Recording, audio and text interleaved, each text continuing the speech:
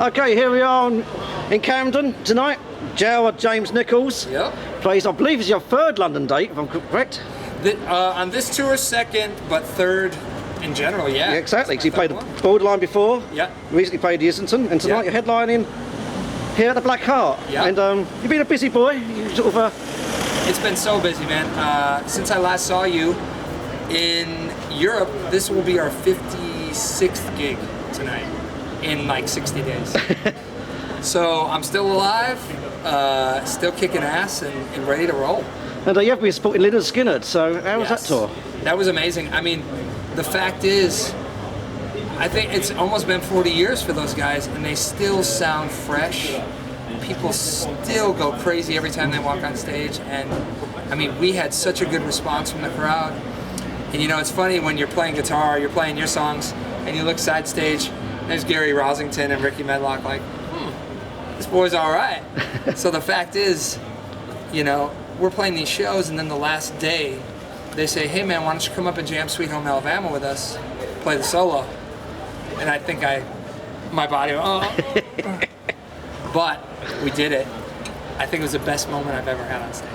It was about 8,000 people, and yeah, I'll never forget that. And where was that? That was in Germany, in Ludwigsburg. Oh, right. At it was the biggest show of the Skynyrd run. Yeah. MPH Arena, MHP Arena. My head's gone. That's right. We'll find it on YouTube later on. Yeah, it's on YouTube, but it was sold out, 8,000 people. And what do you learn when you work with such an iconic band like Lynyrd Skynyrd, who've been in the business for so long? You got to deliver every night. The fact is, like, those guys, you know, it's all fun and games, and everyone's happy, and everyone's, you know, having a great time. But once they hit the stage, they're on. And for me, being a young guy, seeing those guys that have been playing their whole lives do that, it's inspiring, man. It gives me hope for the future of, you know, what I want to do, and the fact that a guy like me is playing the Southern rock and really trying to carry that music to a good place with the right intention and getting their grace means everything. And is that how you describe your music? Is it blues? Is it Southern rock? Is it Southern rock blues? How would you describe it yourself? Honestly, it's rock and roll, Southern rock, blues. I mean, my favorite word is blues power, because it's all the essence of the blues, but taking it somewhere else. You know, I don't want to copy anyone. I don't want to do what's already been done. You know, I want to make my own brand of blues rock. I mean, I'm influenced by everything from jazz to outlaw country to the blues, the classic blues and Southern rock, even some metal stuff.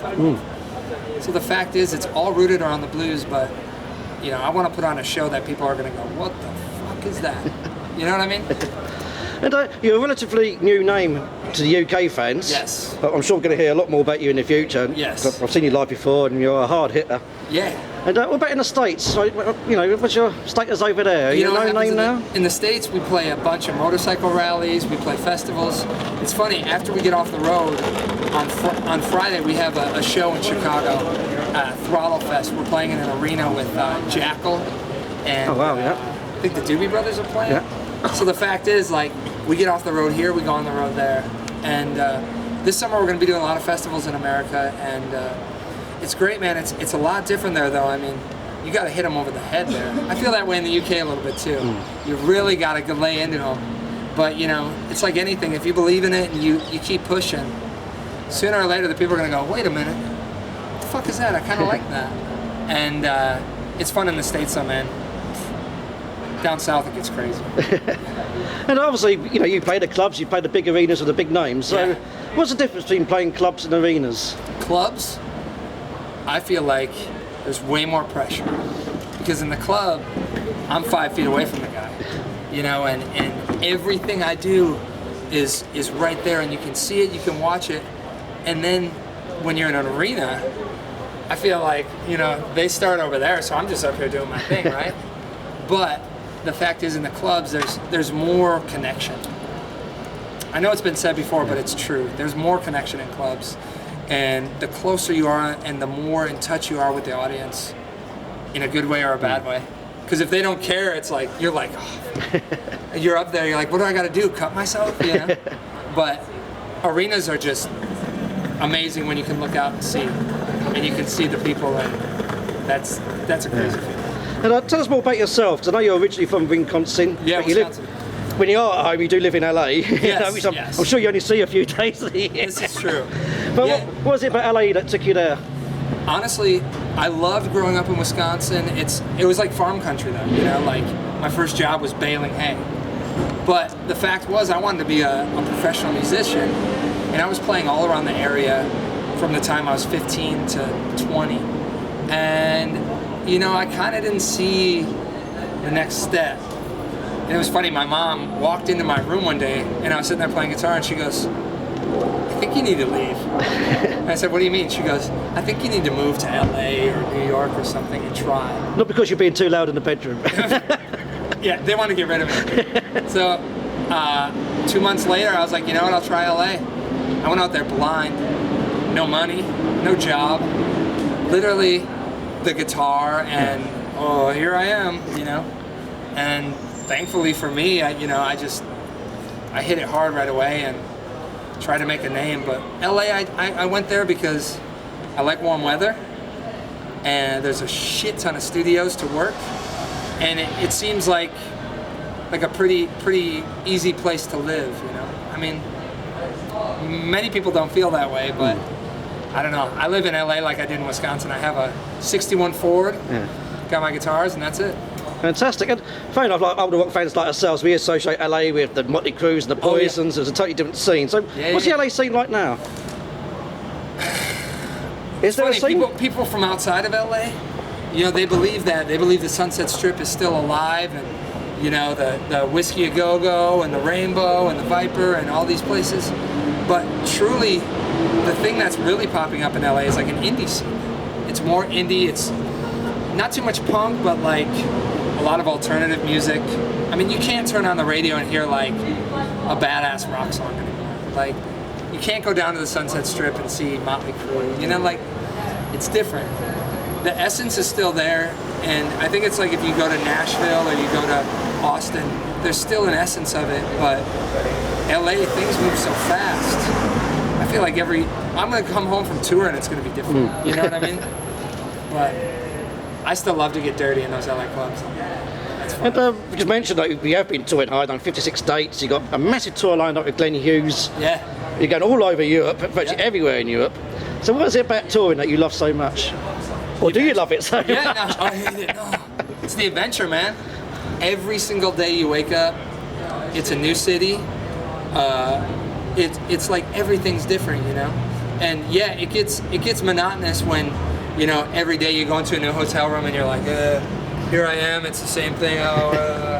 But the fact is, every night you're playing for new people in new venues, and especially with the Glenn tour, I mean, playing, you know, warming up the stage for that guy is like, man, every night is gonna be like, let's do it, you know? I'm just so excited, and Doug Aldrich is gonna be on guitar.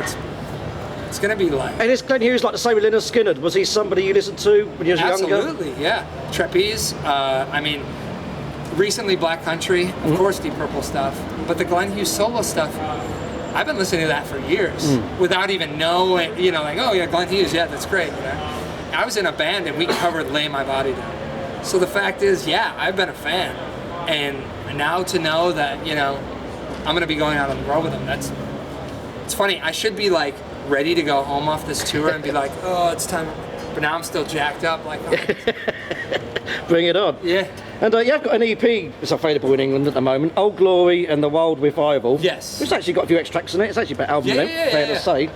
And is there other material right there available of yours? Tell us a bit more about your history. Oh, yeah. So that record, we released that in April on Listenable Records all over Europe. And I'm excited about that record because I got to work with Eddie Kramer.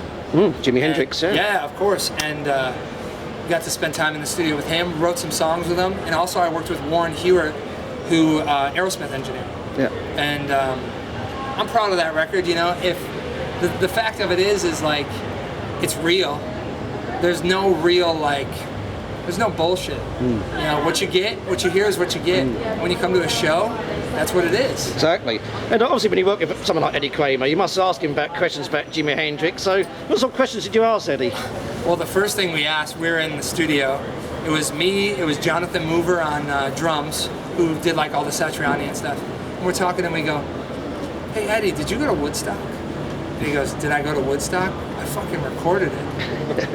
And we were like, oh. And then he told us about the Woodstock recordings. And then of course I asked him about Jimmy.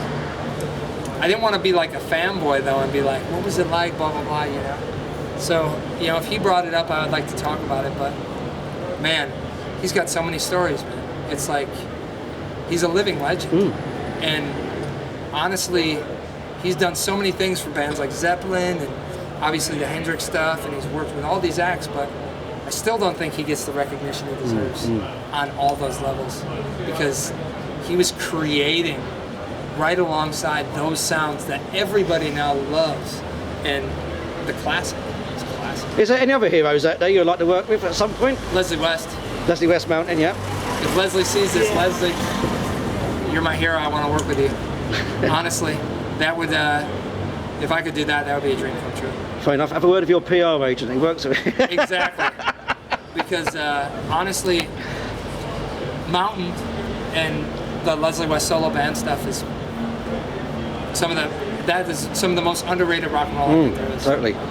And obviously bands like Mountain and Lynyrd Skynyrd, you know, but they made their classic albums before you was even born. So 30 years before I was born. Yeah. So what was your influence to those bands? How did you get to listen to those bands? To be honest, with Mountain, it was my dad. We were at a garage sale and it was the Best of Mountain record. And he goes, does it have Nantucket Sleigh Ride? And I was like, I don't know. And he was like, we used to listen to that when I was overseas, you know, because he was in the Army, right? And he's like, you gotta listen to Nantucket Sleigh Ride. And we put on Nantucket Sleigh Ride. I was like, Jesus, what is this, you know? But I think it came from, you know, my parents, like my dad loved Bob Dylan, and they grew up obviously in that era. They listened to it a little bit, but when it would come on, I would ask about it. And I knew I loved classic rock, because on the radio, I knew like every lyric to Zeppelin, Hendrix, all that shit by the time I was like 10 years old. And it's good to have parents that listen to good music, because without that... Fair enough, it's something with your parents, it's something you could do, but you can't do today. Like your parents had albums you could flick through, but you can't flick through somebody's download collection, so different times. Yeah, and you know, the simple fact is like, you know, my generation is missing so much. And I don't want to sound like a downer, but you know, when you get a record and you see a vinyl, like I just recently bought a copy of Nantucket Sleigh Ride with the inserts, with all the lyrics and everything. I was like a kid at Christmas. I was like, oh my God, I've never seen this before. When you download a song or listen on Spotify, that's it, no connection. When you put the needle down and you turn it up and you feel the power, you're like, yeah, this is right. You know? So have you got a big record collection of vinyl at home? I have a pretty big collection, but you know, I have a big collection in Wisconsin, but when I moved to Los Angeles, I took just the essentials. Cream, Grand Funk, all the Hendrix, Zeppelin, shit ton of blues stuff. But I listen to vinyl, I really do. That's my main, you know, and when we did that record, I was like, vinyl, vinyl, vinyl, vinyl. Put it on vinyl. And did the record company say to you, we can't put it on vinyl, it's too expensive? Were you adamant, no, I'm having it? First thing, put it on vinyl. Put it on vinyl. Because I think that's the only real way nowadays. CDs are great, but something about vinyl, it's just real. I'm with you all the way. And I noticed you got a track called Blackfoot, and is that any relation to Ricky Medlock Blackfoot, or is it a bit of both for the Indian influence? It has, when I wrote that track, believe it or not, I had Robin Trower in my head. Because when I first wrote it, I had like a Leslie pedal on, like that Jimmy George, just that driving thing. But the thing was, I called it Blackfoot because I started reading a bunch about Native American culture. When I was a kid growing up, like, you know, I was surrounded by Indian reservations and things like that. And I was reading Bury My Heart at Wounded Knee. So I was reading about this Native American culture. And for some reason, I just started writing the lyrics. It started coming out. I was like, man, this is pretty fucking badass. I'm gonna keep going on this, right? So I think, honestly, I told Ricky Medlock about it, and I was like, hey man, I got a song named Blackfoot. And he was like, what? What? And no, but it's no down on that culture. It just shows the power and represents that fucking badass, how badass it is, and they were, and they are. And let's talk about your name, because fair enough. We mentioned this before the interview, and Yeah. here in England, you know, we weren't too sure if it's a nickname or your real name, but Jared is your real James Christian, Nichols. and that's your real Christian name. That's the name. So where's that come from? I don't know. You know, my parents wanted to name me Robert. Then I guess I'd be Bobby. But I suppose Robert James Nichols. Well, it still sounds good, but yeah. it's all right. But I don't know where Jared came from. Honestly, I don't know, but it is my real name. It's not my stage name.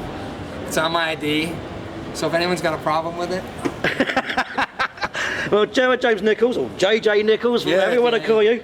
Been a pleasure talking to you. The album Old Glory and Wild Revival is out now. Yep. And catch his boy supporting Glenn Hughes, because you will not be disappointed. I've seen you live before. You do kick some serious ass. Thank you, my friend. All the best for the future. Thanks, Thank man. you. Cheers.